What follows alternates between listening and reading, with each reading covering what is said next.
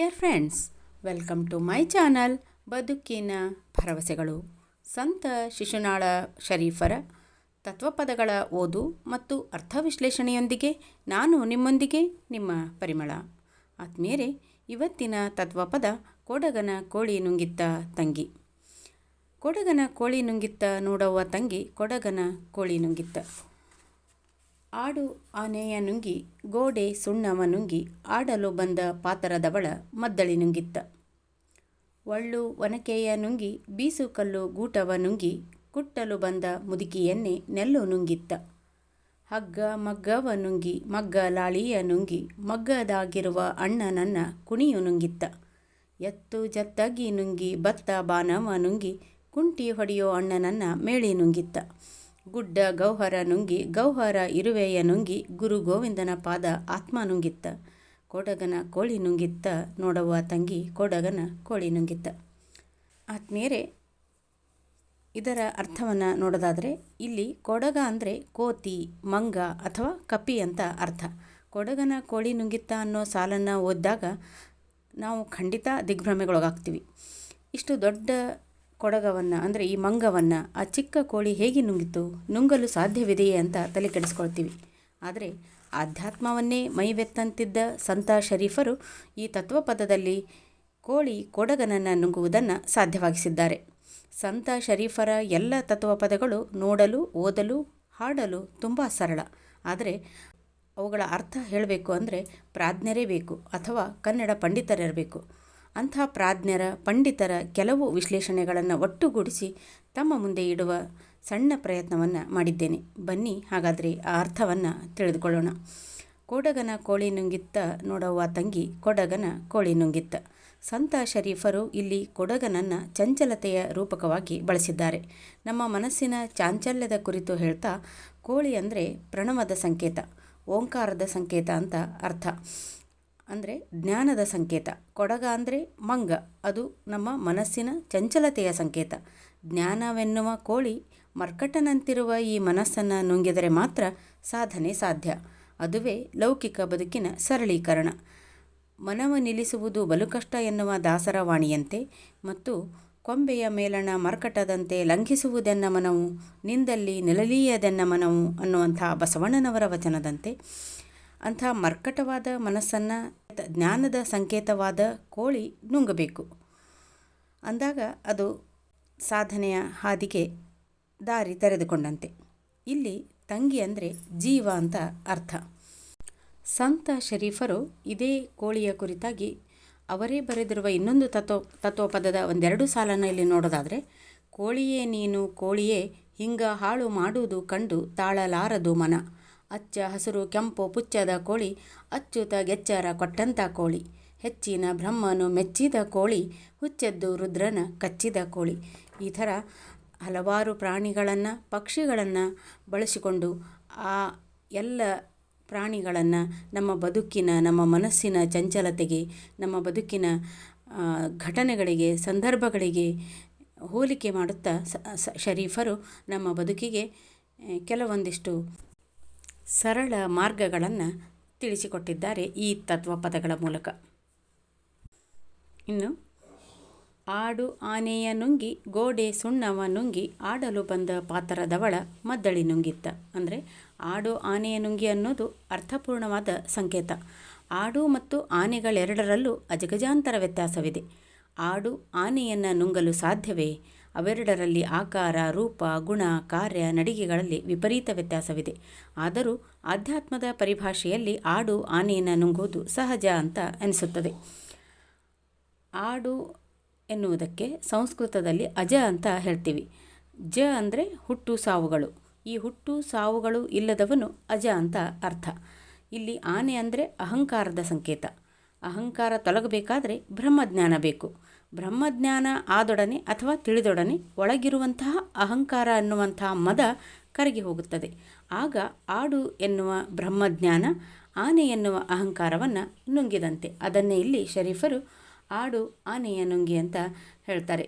ಆಡು ಅನ್ನೋದು ಸಭ್ಯ, ಮುಗ್ಧ, ಬೋಳೆ ಸ್ವಭಾವವನ್ನು ಪ್ರತಿನಿಧಿಸುವಂಥ ಪ್ರಾಣಿಯಾದರೆ ಆನೆ ಸೊಕ್ಕು, ಮದ, ಜಂಬಕ್ಕೆ ಪ್ರತೀಕವಾಗಿದೆ. ಆಡು ಆನೆಯನ್ನು ತನ್ನ ಕೋಮಲ ಮೃದು ಸ್ವಭಾವದಿಂದ ಗೆಲ್ಲುತ್ತದೆ ಅಥವಾ ನುಂಗುತ್ತದೆ. ಇನ್ನೊಂದರ್ಥದಲ್ಲಿ ಆಡು ಆತ್ಮಚೈತನ್ಯದ ಪ್ರತೀಕ.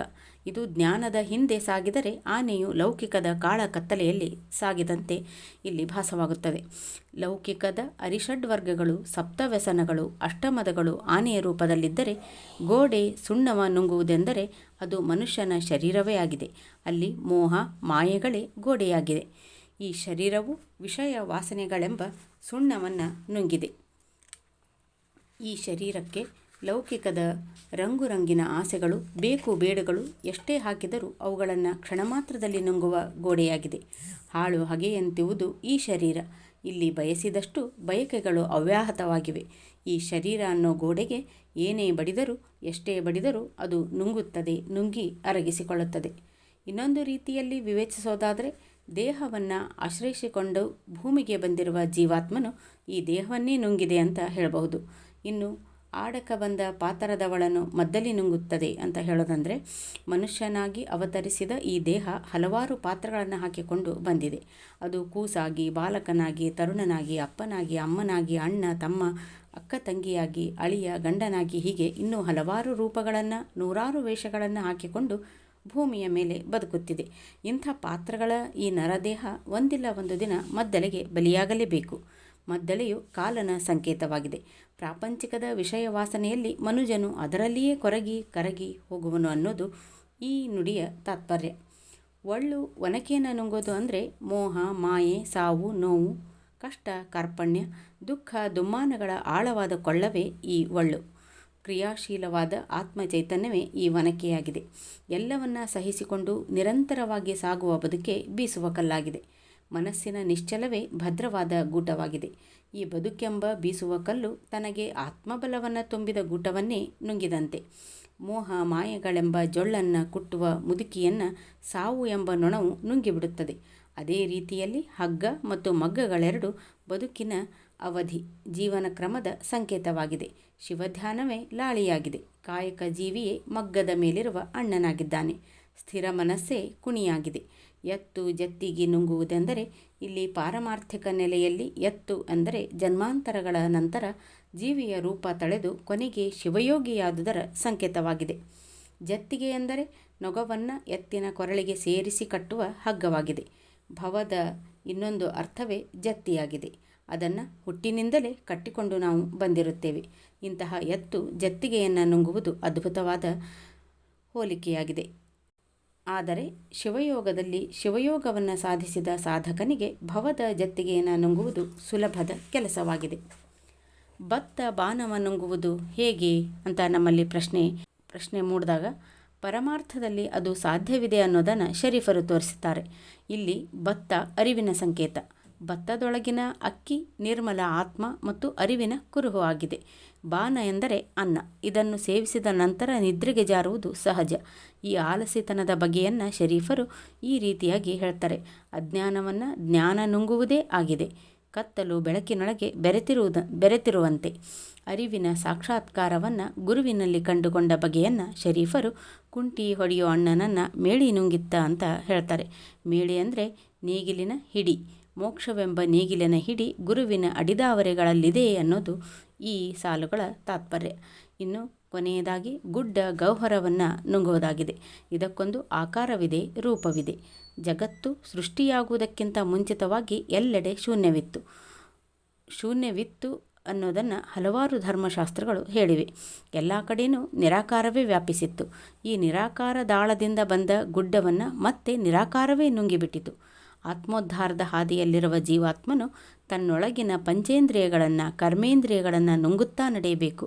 ಆ ಕರ್ಮೇಂದ್ರಿಯಗಳೇ ಕಾಣದ ಗೌಹರಗಳಲ್ಲಿ ವಾಸವಾಗಿರುವ ಜೀವ ಅನ್ನುವಂಥ ಇರುವೆಯು ವಿಷಯ ವಾಸನೆಗಳನ್ನು ನುಂಗುತ್ತವೆ. ಆಗ ದೇಹ ಮನಸ್ಸು ಸ್ವಚ್ಛಂದವಾಗುತ್ತದೆ. ಅಂತಹ ನಿರ್ಮಲ ಆತ್ಮಕ್ಕೆ ಗುರುದರ್ಶನವಾಗುತ್ತದೆ. ಇದನ್ನೇ ಶರೀಫರು ಗುರು ಗೋವಿಂದನ ಪಾದ ಆತ್ಮ ನುಂಗಿತ್ತ ಅಂತ ಹೇಳ್ತಾರೆ. ಆತ್ಮೀಯರೇ, ಈ ವಿಡಿಯೋ ಇಷ್ಟ ಆದಲ್ಲಿ ಲೈಕ್ ಮಾಡಿ, ಶೇರ್ ಮಾಡಿ, ತಮ್ಮ ಅನಿಸಿಕೆ ಅಭಿಪ್ರಾಯಗಳನ್ನು ಕಮೆಂಟ್ ಮಾಡಿ, ಮರೆಯದೇ ಚಾನಲ್ನ ಸಬ್ಸ್ಕ್ರೈಬ್ ಮಾಡಿ ಅಂತ ಹೇಳ್ತಾ ಮುಂದಿನ ವಿಡಿಯೋದಲ್ಲಿ ಭೇಟಿಯಾಗೋಣ. ಧನ್ಯವಾದಗಳು.